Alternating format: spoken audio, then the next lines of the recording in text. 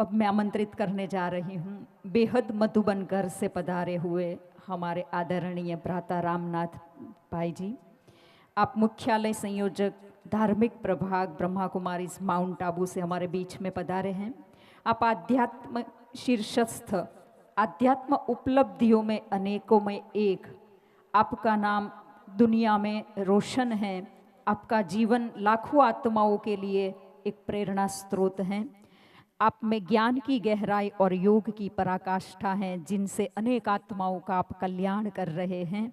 तो मैं आपको अनुरोध करती हूँ, आज हमें परमात्मा सानिध्य का अनुभव कराए रामनाथ भाई जी।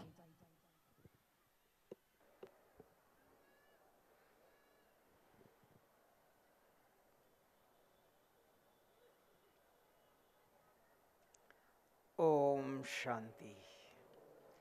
ओम शांति। परम पिता शिव परमात्मा, मंच पर उपस्थित आदरणीय चंद्रिका दीदी जी, आदरणीय सरला दीदी दी, आचार्य महामंडलेश्वर श्रीमान कमल किशोर जी और मंच पर उपस्थित सभी महानुभावों का मैं तहे दिल से स्वागत करता हूँ और सभा में उपस्थित देवता स्वरूप में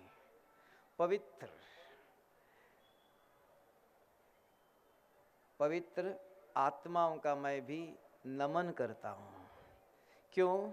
शिव बाबा ने आकर इस धरती पर जो सनातन पवित्र संस्कृति है, पवित्र गृहस्थ धर्म है, उसकी पुनर्स्थापना कर रहा है। उसका एक एक सैंपल है। आज देख लो, सारे भारत के अंदर 140 करोड़ आत्माएं हैं। उनमें से देख लो, भगवान को साथ देने वाले कौन है? ऐसे हमने देखा, गृहस्थ में रहते हुए पवित्र गृहस्थी उदाहरण है। आज भी एक युगल है, पति बिजनेस करता है, अपने युगल को अपने घर के सामने 3 मंजिल का सेंटर बना के दिया और आप सेवा करो, ईश्वरीय सेवा करो, सेंटर खोल के दिया। 2 बच्चे हैं, माँ सेंटर भी चलाती है, पति को बच्चों को खाना बना के खिलाती भी है। यह है पवित्र गृहस्थ धर्म, जो स्वयं सर्वशक्तिवान आकर के इस धरती पर करके दिखा रहा है। ऐसे नहीं, हमने अमेरिका में देखा,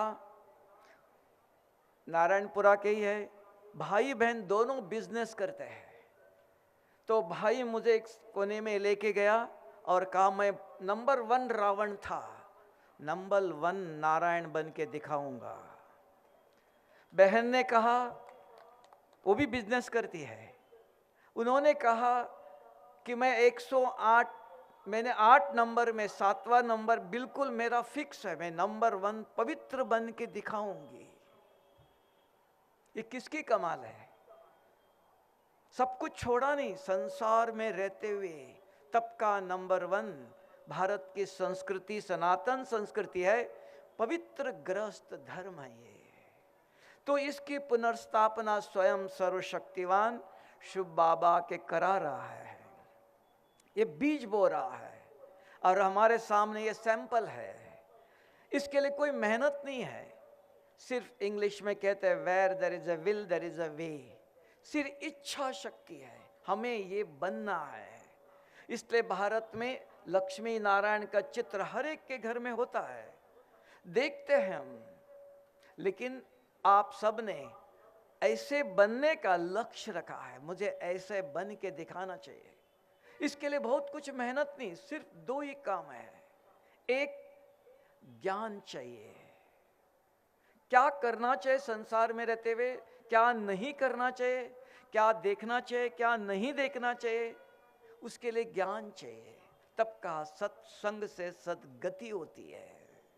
और शक्ति चाहिए, ज्ञान है, अगर शक्ति नहीं है तो भी काम नहीं कर सकता है। इसलिए क्या, ज्ञान सब कुछ नहीं है, ज्ञान के साथ शक्ति चाहिए। तो योग, ये दो ही अस्त्र है, एक ज्ञान और योग। अब तो ब्रह्मा कुमारी इसके अंदर राजयोग सिखाया जा रहा है। अपने को आत्मा समझ परम पिता शिव परमात्मा को याद करो, अनेक जन्मों से किया हुआ पाप भस्म कर सकते हो। नहीं तो सारे शास्त्रों में कहा, चाहे लाख करो चतुराई, ये लेप मिटे ना रे भाई। सिर्फ इस संगम पर स्वयं सर्वशक्तिवान शिव बाबा ने आके कहा, मेरा एक ही धर्म और कर्म है, पतित आत्मा को पावन बनाकर सत्युग के गेट तक छोड़ देता हूं। इस संगम पर सारे कल्प के अंतिम समय पर धर्म और कर्म है किसका?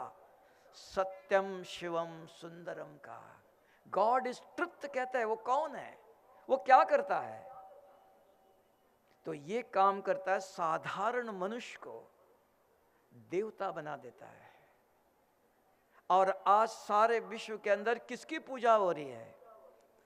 वंदे मातरम का। माँ गुरु है, अपने बच्चों को शिक्षा देती है। बच्चे ये खाओ नहीं, ये करो, ये सोचो। आज देखो भारत के अंदर इतने बड़े बड़े शिवाजी महाराज हो गए, उनको किसने सिखाया? माँ गुरु ने सिखाया। तब कहा भारत माता है। गृहस्थ में रहते हुए भी अपने जीवन को, अपने परिवार को, अपने घर को, अपने पति को, अपने परिवार वालों को, सबको ये पवित्र जीवन जीने की कला सिखाती है। और ये शिक्षा इस ईश्वरीय विश्वविद्यालय में मिलता है। कोई मेहनत नहीं, संसार में रहो, कुछ छोड़ना नहीं है, कुछ करना है। क्या करना है? सिर्फ दो ही काम करना है। रोज सवेरे आध्यात्मिक ज्ञान, ये ज्ञान कोई शास्त्रों से, कोई मनुष्य का नहीं है, स्वयं ज्ञान का सागर परम धाम से आकर के तब का ये ज्ञान गंगा जल है। ये ज्ञान अग्नि है, पाप को भस्म करता है, साधारण ज्ञान नहीं है। तभी हमको याद है, एक शंकराचार्य मिले, उन्होंने हमको कहा कि आप आग और कपूस दोनों एक साथ कैसे रह सकता है?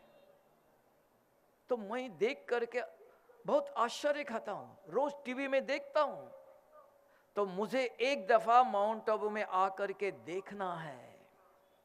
सुनता हूं, प्रत्यक्ष देखना है। हर एक व्यक्ति आश्चर्य खाता है। तो ये किसकी ताकत है? ये मनुष्य की ताकत नहीं है। वो जो सृष्टि का रचयिता है, तब गीत गाते वो कितना सुंदर होगा, उसकी रचना इतनी सुंदर है, ऐसी सुंदर रचना बनाता है। इसलिए आज आप सभी ताजधारियों को देखकर मैं कोटि कोटि नमन करता हूं। ओम शांति।